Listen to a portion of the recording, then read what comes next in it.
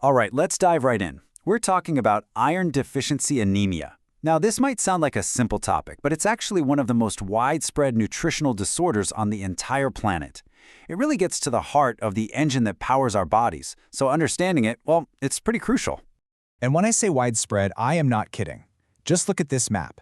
This isn't a problem tucked away in one or two corners of the world. No, this is a massive public health issue. All those darker shades of red, they tell the story of a silent issue that truly affects billions of people on every single continent. Okay, so that's the huge global picture. But let's zoom all the way in. What is actually going on inside our bodies when we're running low on this one mineral? How can something so tiny be so important? To answer that, we've got to take a look at our body's iron system. I want you to think of it like the engine room of a giant ship. It's in here, behind the scenes, that iron is doing its most critical work, powering pretty much everything we do. So, what's its number one job? Simple, transporting oxygen. Iron is the absolute key ingredient in hemoglobin. That's the protein inside our red blood cells that, grabs oxygen from our lungs and delivers it to every single cell in our body. Bottom line, no iron, no effective oxygen delivery. It's really that fundamental. So how does this whole process work? Well, the journey of iron is pretty straightforward. First, obviously, we eat it. Then our gut absorbs it. From there, it hitches a ride through the bloodstream over to our bone marrow, where it gets put to work making new red blood cells. And any iron that's left over, it just gets tucked away in storage for a rainy day. And to manage all this, the body has this amazing logistics team. It's actually pretty cool. You've got transferrin, which is basically the taxi service. It picks up iron and drives it safely through the blood.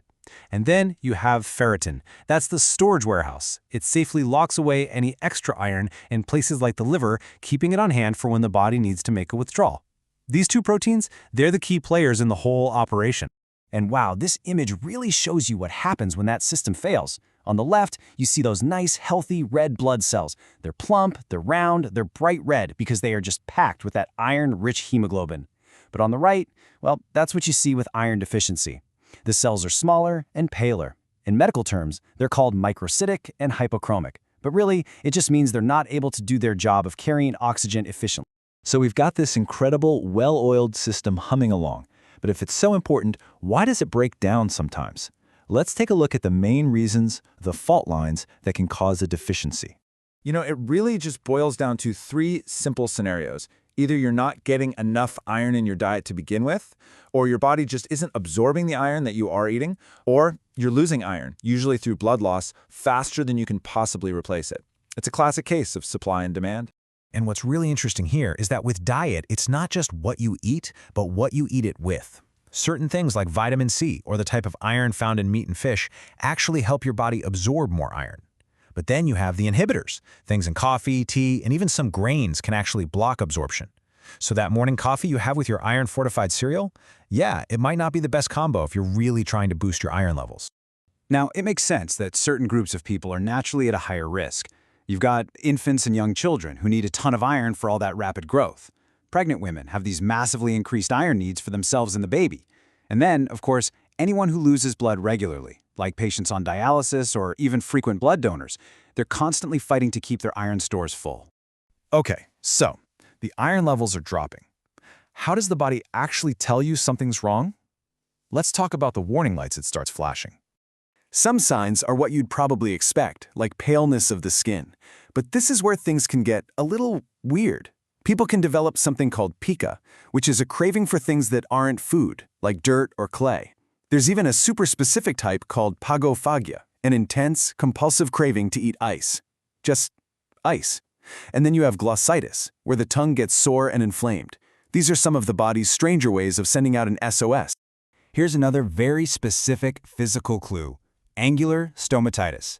These are painful cracks and sores that show up right at the corners of the mouth.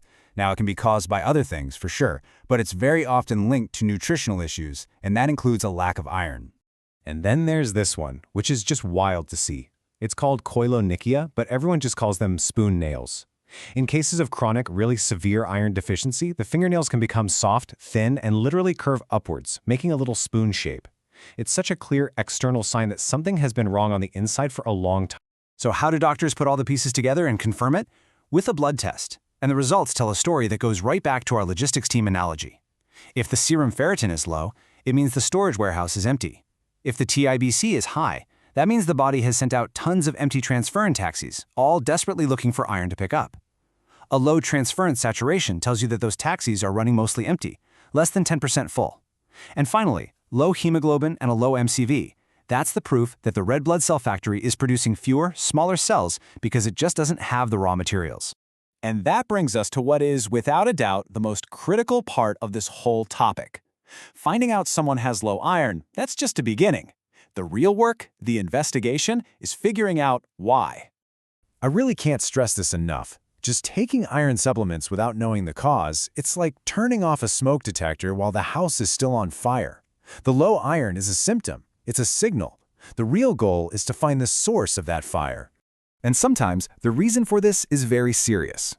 In adults, especially older adults, if you find unexplained iron deficiency, you have to launch a thorough investigation to rule out malignancy.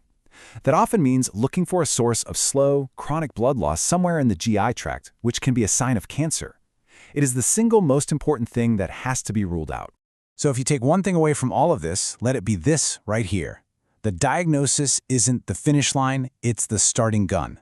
Finding the real, underlying cause, whether it's as simple as diet or an absorption problem like celiac disease or a source of bleeding, that's what truly matters. That's what leads to a real solution. So we'll end on this thought.